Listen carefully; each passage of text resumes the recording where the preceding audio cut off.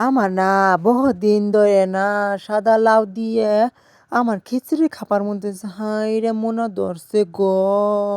কি কমু তাই আজকে আমি মনের সান্ত্বনা জানাবার জন্যে কৃতজ্ঞতা জানাবার জন্যে আমি সরাসরি জানলাতে নাই ছিঁড়ে নিয়ে এলাম। টাটকা টাটকা মাল ছিঁড়তে যে কত মজা লাগে, কত যে শান্তি পাওয়া যায় না তো জানুনি। হায় হায় গো, কি শান্তি যে আজকে পাইলাম টাটকা টাটকা জিনিস ছিঁড়া। হায় রে, রমজান মাসে রোজাও তাই কষ্ট যে লাগে গো আল্লাহ। তাই আমি ভাবলাম আজকে ইফতারি করবো, একেবারে সুন্দর করে সাদা লাউ দিয়ে খিচুড়ি বানাবো।